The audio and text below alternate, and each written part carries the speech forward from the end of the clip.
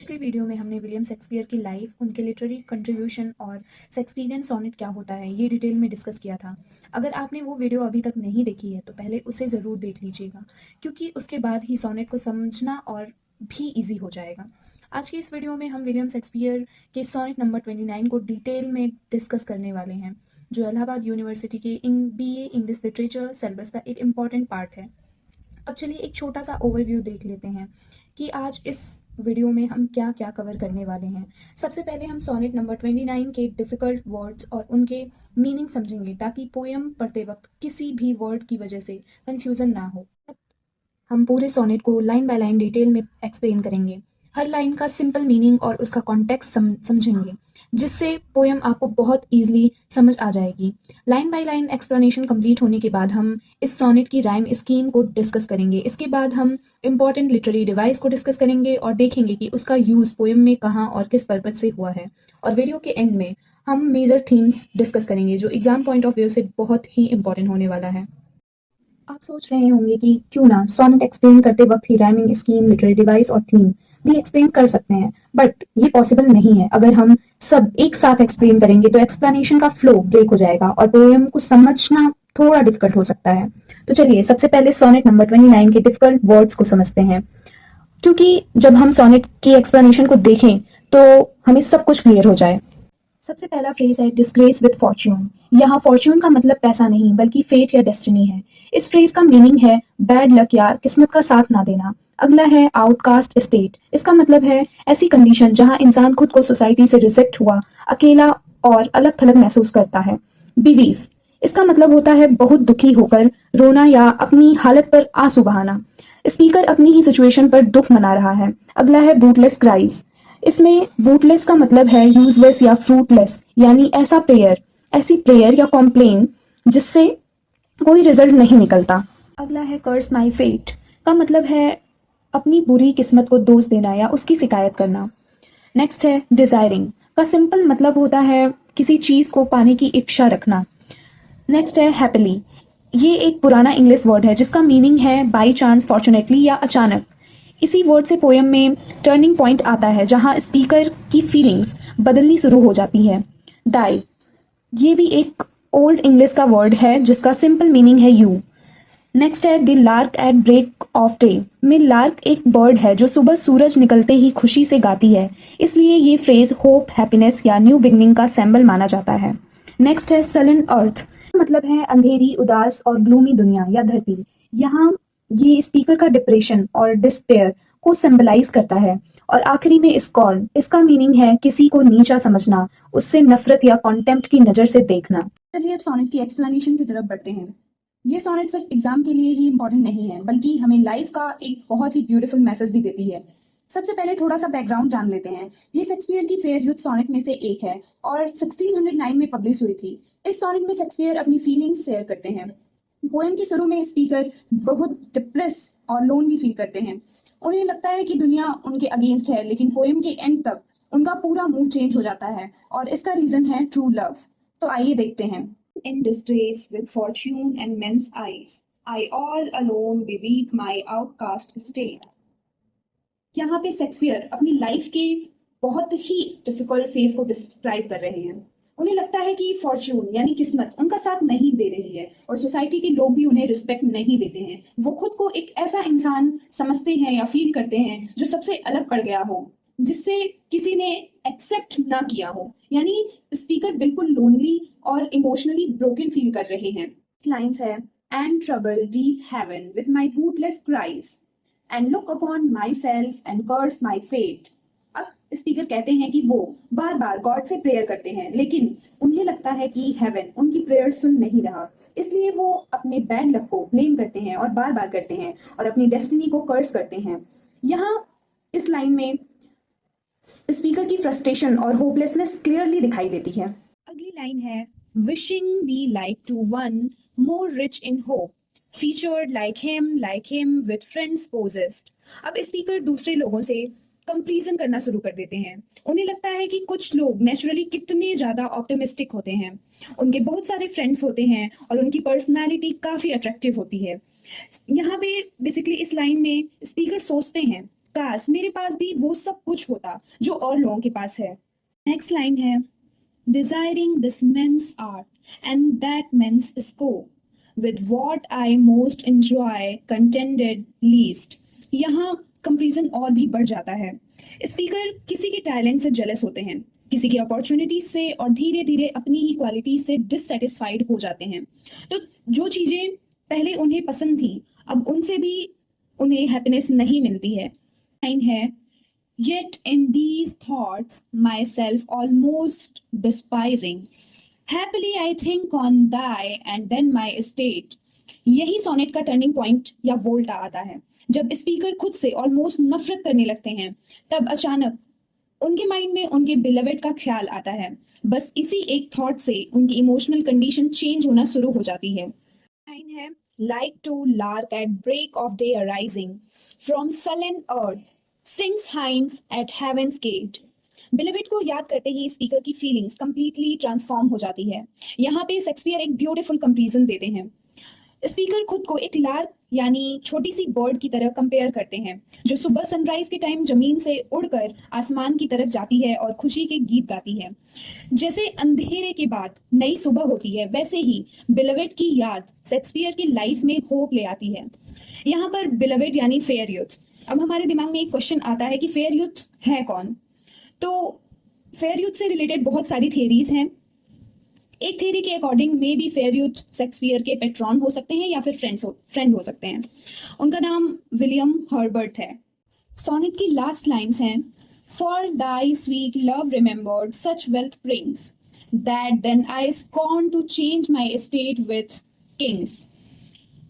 यहाँ पोएम के एंड में स्पीकर कहते हैं कि उनके बिलवेड का प्यार इतनी बड़ी दौलत है कि उसके बाद वो अपनी लाइफ को किसी किंग की लाइफ से भी एक्सचेंज नहीं करना चाहते। यानी ट्रू लव उनके लिए दुनिया की हर मटेरियल वेल्थ से ज्यादा वैल्यूएबल है। और यही इस सोनेट का बहुत ही इंपॉर्टेंट मैसेज भी है। यही फाइनल कपलेट जो है सोनेट का कंक्लूजन भी है। तो हमने लाइन बाय लाइन पूरा एक्सप्लेनेशन देख लिया है। अब हम इसके राइमिंग स्कीम को समझेंगे। इस सोनेट में शेक्सपियरियन सोनेट का ट्रेडिशनल पैटर्न फॉलो किया गया है। इसकी राइमिंग स्कीम है A B C D E F G G. इसका मतलब है जो वर्ड्स एंड में आते हैं उनकी साउंड इस पैटर्न को फॉलो करती है। अगर फर्स्ट क्वार्टरन की बात करते हैं तो राइमिंग स्कीम है ए बी। यही स्टेट और फेट एक दूसरे से राइम करते हैं, जबकि क्राइज और आइज भी एक दूसरे से राइम करते हैं।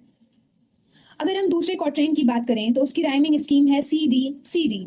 इसमें होप और स्कोप राइम करते हैं, और पोजेस्ड और लीस्ट भी राइम पैटर्न पे मेंटेन करते हैं। अगर हम थर्ड क्वार्टरन की बात करें तो इसकी राइमिंग स्कीम है ई एफ। यहाँ डिस्पाइजिंग और अराइजिंग दोनों आपस में राइमिंग करते हैं, और साथ में स्टेट और गेट भी एक दूसरे से राइम करते हैं। अगर हम फाइनल कपलेट की बात करें तो लास्ट की दो लाइंस में ब्रिंग्स और किंग दोनों एक दूसरे से राइम करते हैं, इसलिए ये जी राइमिंग स्कीम फॉलो करते हैं। सोनेट के डिफिकल्ट वर्ड्स, सोनेट की लाइन बाय लाइन एक्सप्लेनेशन और राइमिंग स्कीम देख ली है। अब बात करते हैं इम्पोर्टेंट लिटरेरी डिवाइस की। लिटरेरी डिवाइस वो टेक्निक होती है जिससे पोएट अपनी फीलिंग्स को और भी पावरफुल और ब्यूटीफुल बना देता है। इस सोनेट में भी कुछ इंपॉर्टेंट डिवाइस यूज की गई हैं जो इलाहाबाद यूनिवर्सिटी के एग्जाम के लिए काफी इंपॉर्टेंट होती हैं। पहली लिटरेरी डिवाइस है इमेजरी। इमेजरी का मतलब होता है ऐसे वर्ड का यूज जो रीडर के माइंड में एक क्लियर पिक्चर क्रिएट कर देती है। इस सोनेट में शेक्सपियर लिखते हैं, like to the lark at break of day arising. यहाँ हम अपने माइंड में एक छोटी सी लार्क बर्ड इमेजिन कर सकते हैं जो सुबह की सनराइज के टाइम आसमान की तरफ उड़ रही है और खुशी से गा रही है। ये इमेज स्पीकर के इमोशनल ट्रांसफॉर्मेशन को दिखाती है। पहले वो डिप्रेशन और लोनलीनेस में थे, लेकिन अपने बिलवेड को याद करते ही उनका मूड बिल्कुल ही चेंज हो जाता है। हमारी नेक्स्ट लिटरेरी डिवाइस है सिमली। सिमली में कंपैरिजन लाइक या एज के थ्रू किया जाता है। Example, like to the lark at break of day arising. यहाँ स्पीकर अपनी खुशी को लार्क बर्ड से कंपेयर कर रहे हैं। जैसे लार्क सुबह आसमान की तरफ उड़ती है, वैसे ही स्पीकर की स्पिरिट भी सैडनेस से हैप्पीनेस की तरफ उठ रही है। नेक्स्ट लिटरेरी डिवाइस है मेटाफर। मेटाफर में कंपैरिजन डायरेक्टली किया जाता है बिना लाइक या एज का यूज किए। एग्जाम्पल है फॉर्चून। यहाँ फॉर्चून सिर्फ लक नहीं है, शेक्सपियर ने फॉर्चून को लाइफ की सर्कमस्टेंसेस और डेस्टिनी का सिंबल बना दिया है। इसी तरह स्टेट स्पीकर की इमोशनल कंडीशन को रिप्रेजेंट करता है, ना कि सिर्फ सोशल पोजीशन को। हमारी चौथी लिटरेरी डिवाइस है पर्सोनिफिकेशन। पर्सोनिफिकेशन में नॉन लिविंग चीजों को ह्यूमन क्वालिटीज दे दी जाती है। Example deaf heaven. हेवन को डीफ यानी बहरा बताया गया है। ऑब्वियसली हेवन सुन नहीं सकता है, लेकिन स्पीकर को लगता है कि उसकी प्रेयर को कोई जवाब नहीं आ रहा है, इसलिए हेवन को एक इंसान की तरह बिहेव करता हुआ दिखाया गया है। हमारी फिफ्थ लिटरेरी डिवाइस है एलिट्रेशन। एलिट्रेशन में कॉन्जिक्यूटिव वर्ड्स के बिगनिंग में सेम कॉन्सोनेंट साउंड रिपीट होते हैं। Example state sings. स्टेट और सिंग में साउंड एस जो है वो कॉन्सोनेंट साउंड है और वो रिपीट कर रहा है स्टेट और सिंग में। अगर बात की जाए हैप्पीली और हाइंस की, तो इन दोनों में भी एच जो है वो कॉन्सोनेंट साउंड है और उन दोनों में एच जो है रिपीट कर रहा है। इस रिपीटेशन की वजह से पोएम में म्यूजिकल इफेक्ट्स और रिदम क्रिएट होती है। अब हमारी सिक्स लिटरेरी डिवाइस है कॉन्ट्रास्ट। कॉन्ट्रास्ट का मतलब होता है दो अपोजिट सिचुएशन को एक साथ रखना। इस सोनेट के फर्स्ट हाफ में सैडनेस, जेलसी और होपलेसनेस से पूरा भरा हुआ है, लेकिन सेकेंड हाफ में होप, लव और हैप्पीनेस आ जाता है। ये सात कॉन्ट्रास्ट पोएम को इतना इम्पैक्टफुल बना देता है। अगर हम अपने सेवेंथ लिटरेरी डिवाइस की बात करें तो वो है symbolism. Lark bird hope, freedom और स्पिरिचुअल हैप्पीनेस को का सिंबल है। हेवन डिवाइन पावर और गॉड का सिंबल है, वहीं फॉर्चून लाइफ के लक और डेस्टिनी का सिंबल है। ये सिंबल्स पोएम के डीपर मीनिंग को एक्सप्रेस करते हैं। हमने अभी तक पोएम की डिफिकल्ट वर्ड्स और line by line explanation, rhyming scheme और लिटरेरी डिवाइस सब अच्छे से डिस्कस कर लिया है। अब हम डिस्कस करेंगे कुछ इंपॉर्टेंट थीम्स जिन्हें शेक्सपियर ने बहुत ही डीप आइडिया के थ्रू एक्सप्रेस किया है। तो चलिए एक एक करके समझते हैं। सबसे इम्पॉर्टेंट थीम है the power of love. Poem के बिगनिंग में स्पीकर बहुत दुखी, अकेले और डिसअपॉइंटेड फील करते हैं, लेकिन जैसे ही उन्हें अपने बिलवेड की याद आती है उनका पूरा मूड चेंज हो जाता है। लव उन्हें इमोशनल स्ट्रेंथ, होप और हैप्पीनेस देता है। शेक्सपियर यहाँ बताना चाहते हैं कि हम ट्रू लव इंसान की लाइफ को कंप्लीटली ट्रांसफॉर्म कर सकता है। दूसरी इंपॉर्टेंट थीम है डिस्पेयर टू होप। पोएम की शुरुआत डिस्पेयर यानी सैडनेस या होपलेसनेस से होती है।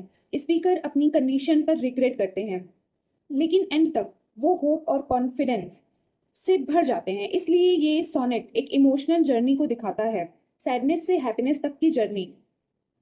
अब हम तीसरे थीम की बात करें तो वो है self worth and inner happiness. शुरू में स्पीकर को लगता है कि उनके पास कुछ भी स्पेशल नहीं है और वो दूसरों से कम है, लेकिन बाद में उन्हें रियलाइज होता है कि असली हैप्पीनेस पैसा, सक्सेस या सोशल स्टेटस नहीं है, बल्कि प्यार और इनर सेटिस्फैक्शन से ही मिलता है। यह थीम हमें अपनी वैल्यू को समझने की लर्निंग देती है। अगर हम फोर्थ थीम की बात करें तो वो है Fortune and social rejection. Speaker feel करता है कि लक उसके अगेंस्ट है और सोसाइटी ही उसकी रिस्पेक्ट नहीं करती है। इस वजह से वो लोनली और रिजेक्टेड फील करते हैं, लेकिन लव की मेमोरी उसे इतनी खुशी देती है कि वो अपने बैड लक और इस सोशल रिजेक्शन को भी भूल जाते हैं। वीडियो के लास्ट पार्ट में आ गए हैं, तो चलिए अब कुछ कंक्लूजन की बात कर लेते हैं। सोनेट 29 एक इमोशनल जर्नी को दिखाता है। शुरू में स्पीकर सैडनेस, लोनलीनेस और बैड लक की वजह से होपलेस फील करता है, लेकिन जैसे ही उसे अपने फेयर यूथ की याद आती है उसके बाद उसका मूड कम्प्लीटली चेंज हो जाता है। उसके अंदर होप, कॉन्फिडेंस और हैप्पीनेस वापस आ जाती है। ओवरऑल शेक्सपियर यहाँ मैसेज देते हैं कि लाइफ में चाहे कितनी भी प्रॉब्लम, फेलियर या लोनलीनेस हो, ट्रू लव और इनर हैप्पीनेस हमें हर डिफिकल्टी से ओवरकम करने की स्ट्रेंथ देती है। यही सोनेट 29 का सेंट्रल मैसेज है। तो आज की इस वीडियो में बस इतना ही। अगली वीडियो में हम सोनेट 138 डिस्कस करेंगे, बिल्कुल ऐसे ही। और इस चैप्टर की लास्ट वीडियो में, या आप कह सकते हैं थर्ड वीडियो में, हम इलाहाबाद यूनिवर्सिटी के प्रीवियस ईयर को डिस्कस करेंगे। देखेंगे कि कैसे रेफरेंस टू द कॉन्टेक्स्ट लिखना चाहिए, क्या क्या पॉइंट्स हमें उसमें लिखने के लिए इंपॉर्टेंट हैं, और लॉन्ग आंसर को अटेम्प्ट करने की क्या क्या अप्रोचेस हैं। तो अभी के लिए बस इतना ही। Thank you for watching, and अगर आपको वीडियो हेल्पफुल लगी हो तो please like, share and subscribe.